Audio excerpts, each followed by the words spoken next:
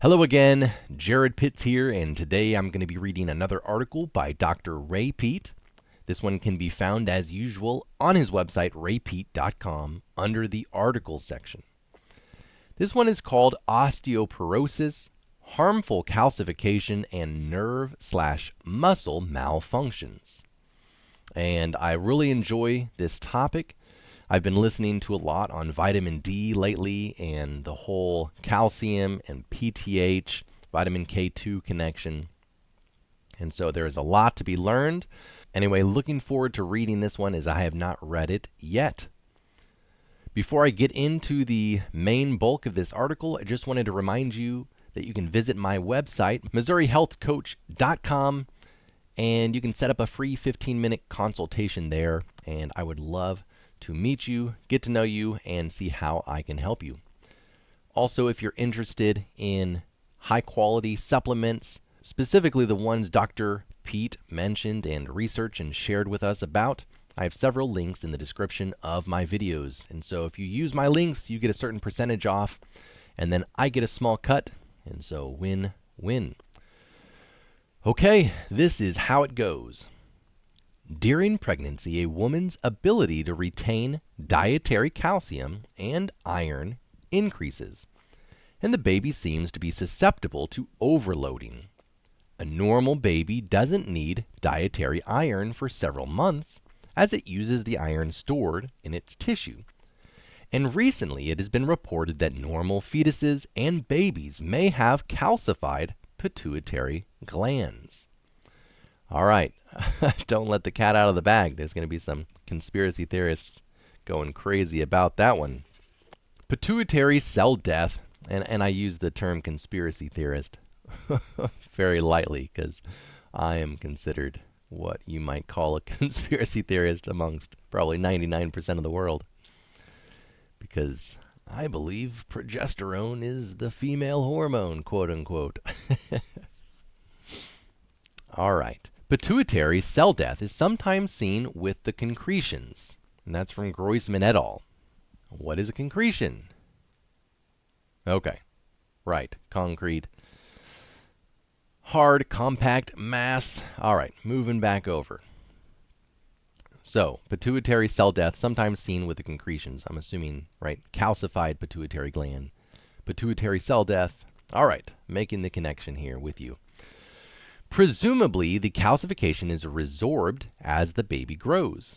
This is reminiscent of the quote-unquote age pigment that can be found in newborns, representing fetal stress from hypoxia, since that too disappears shortly after birth.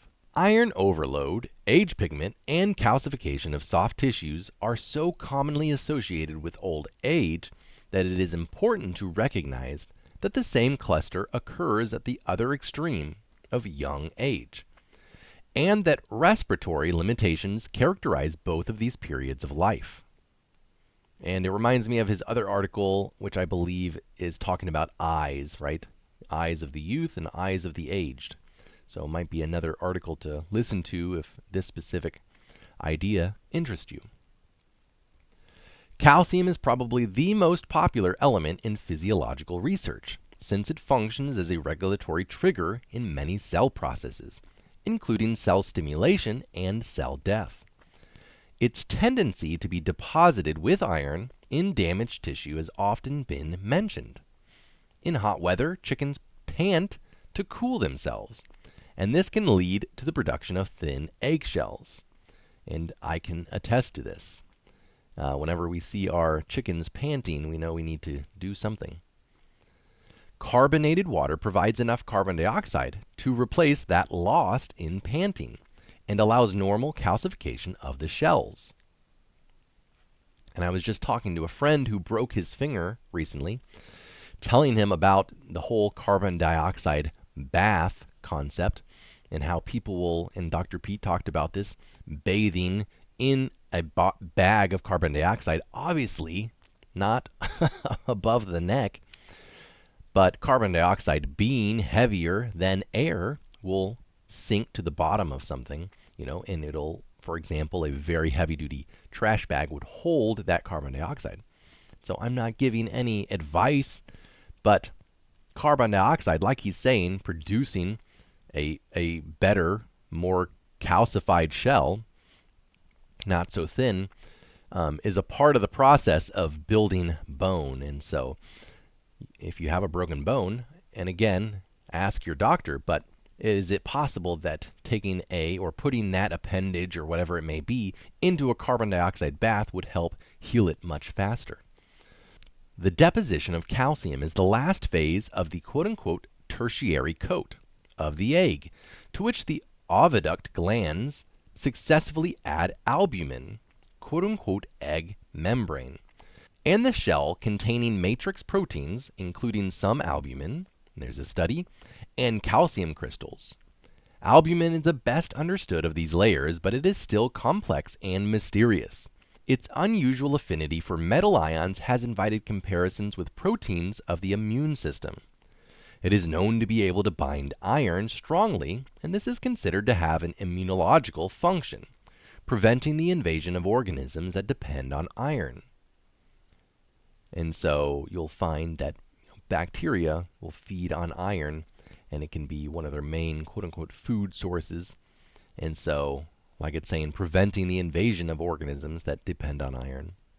Maria de Sousa, and it has the source there from 1989, has argued that the oxygen delivery system and the immune system evolved together, recycling iron in a tightly controlled system. The role of macrophages in the massive turnover of hemoglobin and as osteoclasts gives us a perspective in which iron and calcium are handled in analogous ways. Metchnikov's view of the immune system, growing from his observations of the quote-unquote phagocytes, similarly gave it a central role in the organism as a form-giving / nutrition-related process. In a family with quote-unquote marble bone disease or osteoporosis, it was found that their red blood cells lacked one form of the carbonic anhydrase enzyme, and that as a result their body fluids retained abnormally high concentrations of carbon dioxide. Until these people were studied, it had been assumed that an excess of carbon dioxide would have the opposite effect, dissolving bones and causing osteoporosis, or osteopenia, instead of osteoporosis. The thyroid hormone is responsible for the carbon dioxide produced in respiration. Chronic hypothyroidism causes osteopenia, and in this connection, it is significant that women, as a result of estrogen's effects on the thyroid, are much more likely than men to be hypothyroid, and that, relative to men, women in general are quote-unquote osteopenic. That is, they have more delicate skeletons than men do. And the big difference between osteopenia and osteoporosis is just the progression of the, what you might call, quote-unquote disease. Osteopenia being much less severe than osteoporosis. In an experiment, rats were given a standard diet to which had been added 1% armor thyroid. That is, they were made extremely hyperthyroid, since their diet was inadequate. Later experiments showed that this amount of thyroid didn't cause growth retardation when liver was added to the diet for their high metabolic rate. So let me say that one more time. Since their diet was inadequate for their high metabolic rate, they died prematurely in an apparently undernourished state, weighing much less than normal rats.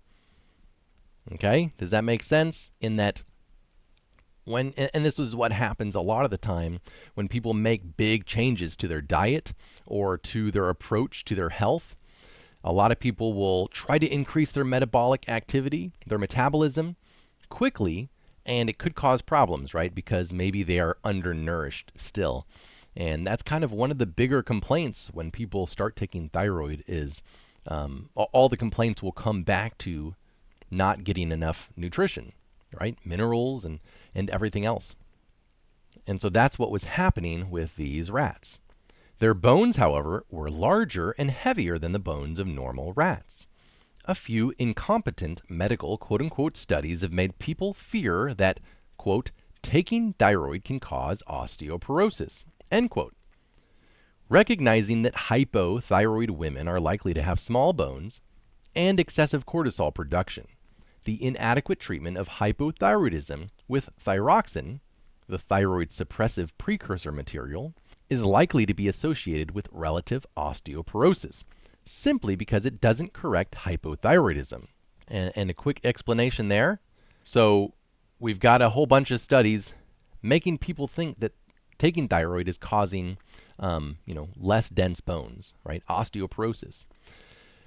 But they base it off of, these women were giving thyroxine, which, like he's putting in parentheses here, he's saying that's a thyroid suppressive precursor material. Okay, so just because you're getting thyroxine, right, T4, doesn't mean that you're having your hypothyroidism addressed appropriately, right? It is very likely and possible that you're not converting that to the active thyroid hormone of T3. And it is very possible that it's getting converted to reverse T3, which will have that thyroid antagonistic effect. Similar misinterpretations have led people to see an association between quote-unquote thyroid use, generally thyroxine, and breast cancer. Hypothyroid women are likely to have cancer, osteoporosis, obesity, etc., and are also likely to have been inadequately treated for hypothyroidism. T3, the active form of thyroid hormone, right? Triiodothyronine is the name, the actual name of it. We shorten it to T3, does contribute to bone formation. Okay? So always define your terms in any discussion you're having, right? Because same with progesterone, right? We've got these studies. And there's even progesterone in the pill showing that, progesterone can cause all of these issues, right?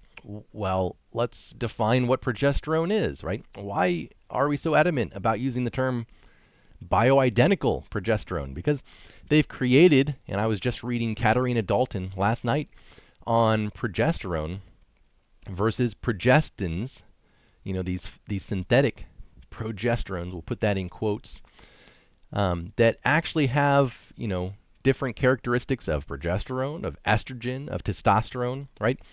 They do not align perfectly with the attributes of our natural progesterone. And so you have to define your terms and figure out what is this study actually telling me? What are they actually using, right? And it's the same with the V word, these injections. They do these studies where the quote-unquote placebo is in reality another V word, right? And they call that the placebo, right? But I'm looking for saline placebo. Let's actually compare this to an actual saline placebo. But that wouldn't be ethical to give someone a saline placebo instead of this V word, right? Okay, moving on. Around the same time, the early 1940s, that the effects of thyroid on bone development were being demonstrated, progesterone was found to prevent age-related changes in bones, and quote-unquote excessive seeming doses of thyroid were found to prevent age-related joint diseases in rats. A logical course of events building on these and subsequent discoveries would have been to observe that the glucocorticoids cause a negative calcium balance, leading to osteoporosis, and that thyroid and progesterone oppose those hormones, protecting against osteoporosis. But the drug industry had discovered the profits in estrogen, the quote-unquote female hormone, and the cortisone class of drugs. Estrogen was promoted to prevent miscarriages, to stop girls and boys from growing too tall, to cure prostate and breast cancer, to remedy baldness, and 200 other absurdities. As all of those frauds gradually became untenable, even in the commercial medical culture, the estrogen industry began to concentrate on osteoporosis and femininity. Heart disease and Alzheimer's disease back those up. And it is pretty incredible if a fraud becomes untenable within the commercial medical culture, as he calls it here, because of what we see that is apparently tenable within that commercial medical culture as of right now. Crazy what they get away with, the claims they make, right? Quote, if estrogen causes arthritis, prescribe prednisone for the inflammation. If prednisone causes osteoporosis, increase the dose of estrogen to retard the bone loss. People are tough and physiological therapies aren't very profitable. End quote. 15 years ago, I noted in a newsletter that hip fractures most often occur in frail, underweight old women, and that heavier, more robust women seem to be able to bear more weight with less risk of fracture. Although I hadn't read it at the time, a 1980 article, Weiss et al., compared patients with a broken hip or arm with a control group made up of hospitalized orthopedic patients with problems other than hip or arm fractures. The fracture cases' weight averaged 19 pounds lighter than that of the other patients. They were more than 3.6 times as likely to be alcoholic or epileptic. It would be fair to describe them as a less robust group. Since the use of estrogen has become so common in the U.S., it is reasonable to ask whether the incidence of hip fractures in women over 70 has declined in recent decades. If estrogen protects against hip fractures, then we should see a large decrease in their incidence in the relevant population. Hip fractures like cancer, strokes, and heart disease are strongly associated with old age because of the baby boom, 1945 to 1960. Our population has a bulge, a disproportion in people between the ages of 35 and 50 and those older. Increasingly, we will be exposed to publicity about the declining incidence of disease, fraudulently derived from the actually declining proportion of old people. For example, analyzing claims based on the pretense that the population bulge doesn't exist. I have seen great publicity given to studies that would imply that our life expectancy is now 100 years or more. Right? As we have less and less old people, you can manipulate the data a little more easily to say that, whatever, less cancer, less osteoporosis, etc. Comparing the number of hip fractures per 1,000 75-year-old women in 1996 with the rate in 1950, we would have a basis for judging whether estrogen is having the effect claimed for it. Right? So we have less variables there for that test, and we'd get better results from that test. The X-ray data seem to convince many people estrogen is improving bone health by comparing measurements in the same person before and after treatment. Does estrogen cause water retention? Yes. Does tissue water content increase measured bone density? Yes. Are patients informed that their quote-unquote bone scans don't have a scientific basis? No. The calcification of soft tissues under the influence of estrogen must also be taken into account in interpreting X-ray evidence. And that's from a study in 1996. Granted that women who are overweight have fewer hip fractures and more cancer and diabetes, what factors are involved? Insulin is the main factor promoting fat storage, and it is anabolic for bone. And that's from a study called Hormonal Modifiers of Mineral Metabolism, or an article. The greatest decrease in bone mass resulting from insulin deficiency was seen in white females, and after 5 years of insulin treatment, there was a lower incidence of decreased bone mass. And that's from a study from 1977. McNair et al. Found that the loss of bone mass coincided with the onset of clinical diabetes. Since excess cortisol can cause both high blood sugar and bone loss, when diabetes is defined on the basis of high blood sugar, it will often involve high blood sugar caused by excess cortisol, and there will be calcium loss. Elsewhere, I have pointed out some of the similarities between menopause and Cushing syndrome.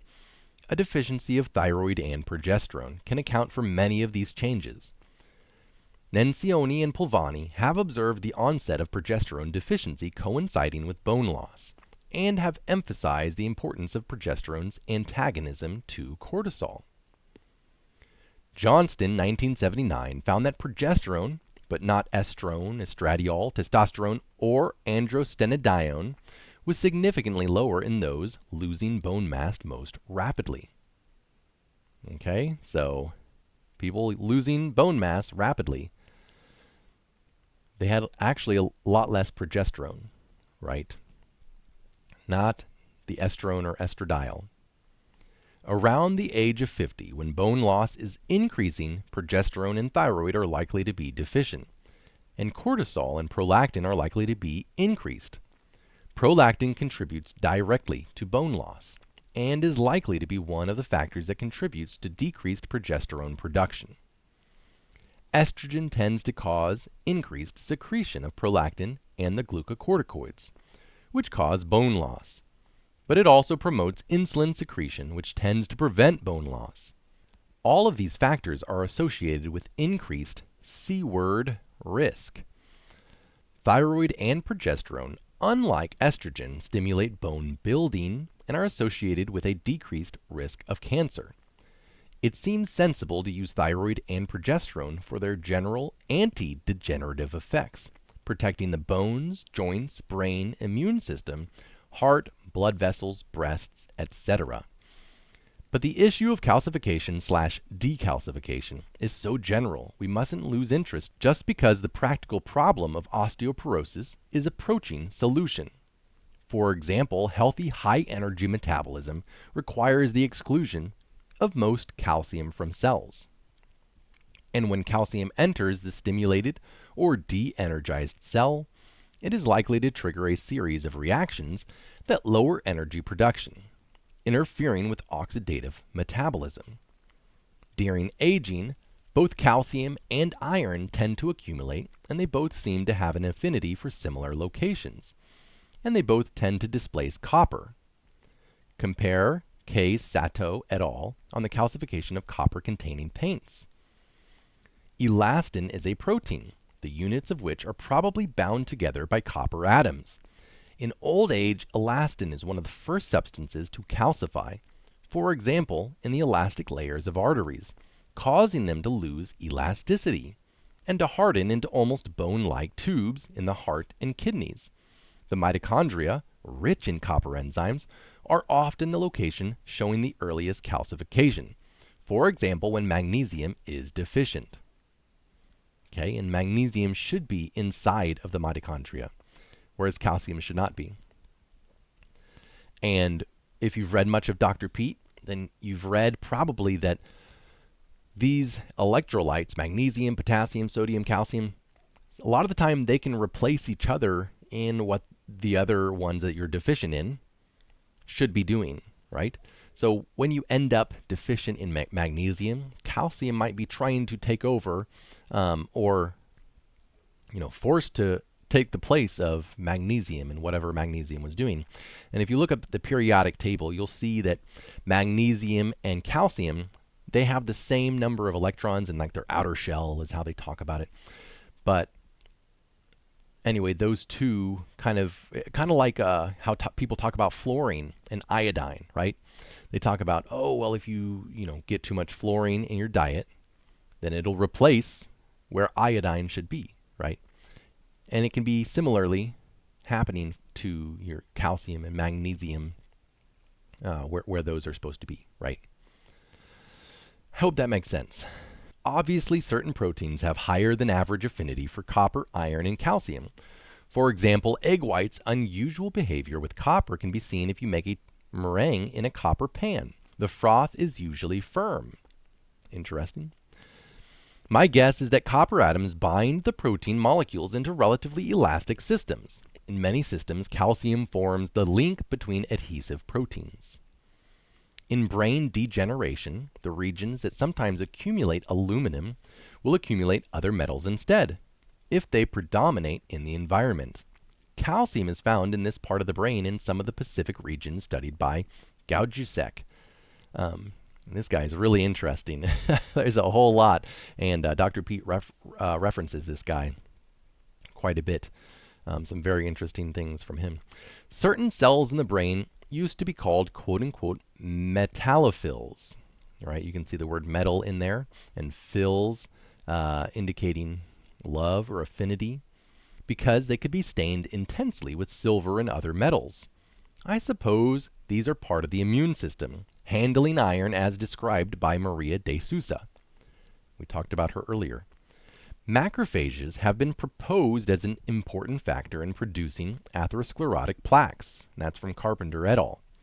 There is evidence that they, and not smooth muscle cells, are the characteristic foam cells, and their conversion of polyunsaturated oils into age pigment, or lipofuscin, accounts for the depletion of those fats in the plaques. The same evidence could be interpreted as a defensive reaction, binding iron and destroying unsaturated fatty acids, and by this detoxifying action, possibly protecting against calcification and destruction of elastin. This isn't the first suggestion that atherosclerosis might represent a protective process. And you can see Plotnikov et al. 1994.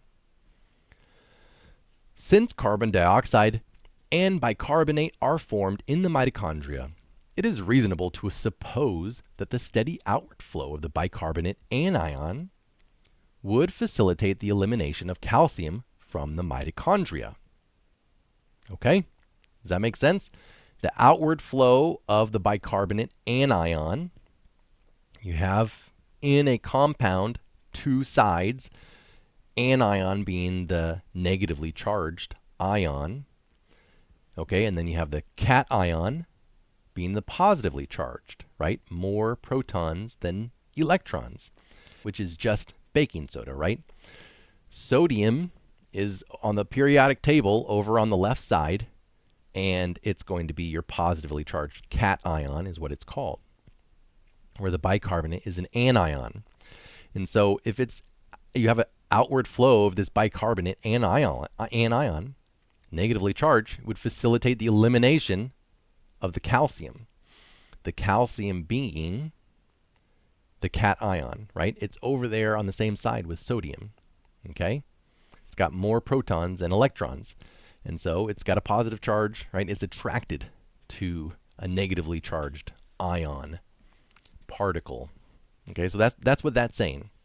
Since damaged mitochondria are known to start the process of pathological calcification in the heart and kidneys, it probably occurs in other tissues that are respiratorily stressed. Respiratorily, right?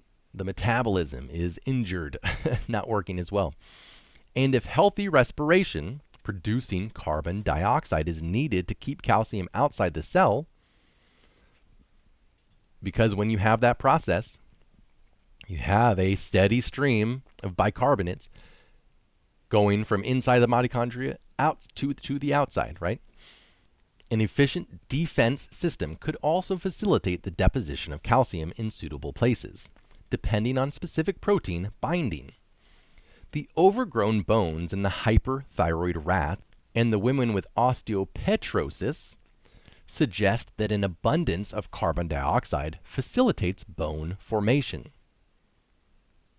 Since no ordinary inorganic process of precipitation/crystallization has been identified that could account for this, we should consider the possibility that the protein matrix is regulated in a way that promotes or resists calcification. The affinity of carbon dioxide for the amine groups on proteins, as in the formation of carbaminohemoglobin, which changes the shape of the protein, could change the affinity of collagen in other proteins for calcium. Normally, ATP is considered to be the most important substance, governing such changes of protein conformation or binding properties. But ordinarily, ATP and CO2 are closely associated because both are produced in respiration. Gilbert Ling has suggested that hormones such as progesterone also act as cardinal adsorbents, regulating the affinity of proteins for salts and other molecules. Cells have many proteins with variable affinity for calcium. For example, in muscle, a system called the endoplasmic reticulum releases and then sequesters calcium to control contraction and relaxation. This calcium binding system is backed up by and is spatially in close association with that of the mitochondrion. Ion exchange resins can be chemically modified to change their affinity for specific ions.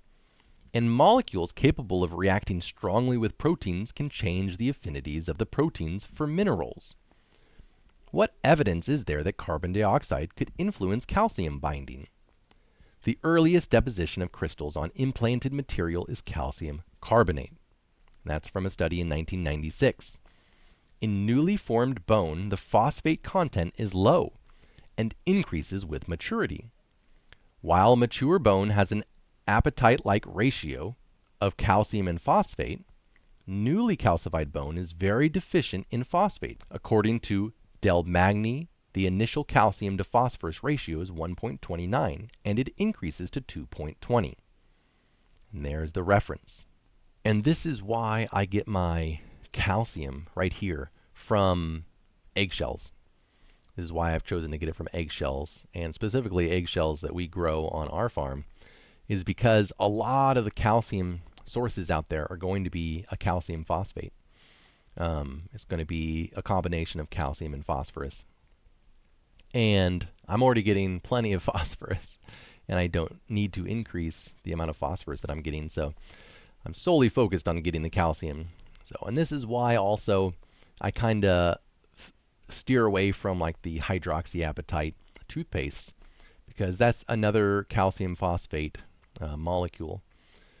And so I really like making my own eggshell powder that I take, that we take in my family, and we use one of those coffee grinders that are like handheld, really nice. Got one off of Amazon for like $70. They're not cheap or anything, but you can make an extremely fine eggshell powder out of that. And so we do that. The carbonate content of bone is often ignored, but in newly formed bone it is probably the pioneer. Normally, nucleation of crystals is thought of as a physical event in a supersaturated solution, but the chemical interaction between carbon dioxide and amino groups, amino acids, protein, or ammonia, for example, removes the carbon dioxide from solution, and the carbamino acid formed becomes a bound anion, with which calcium can form a salt.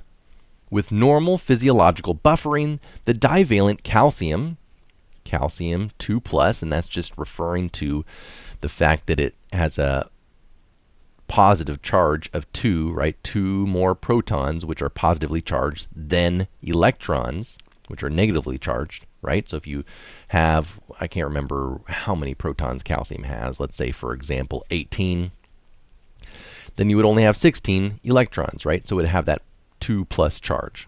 Okay, let me start that again.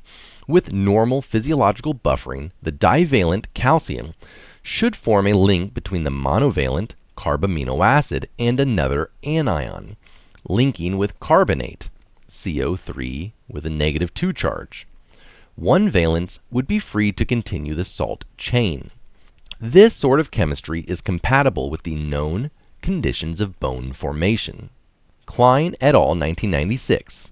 Think of uncoupled oxidative phosphorylation in terms of quote-unquote subtle thermogenesis, which isn't demonstrated in their experiment, but their experiment actually suggests that stimulated production of carbon dioxide is the factor that stimulates calcification.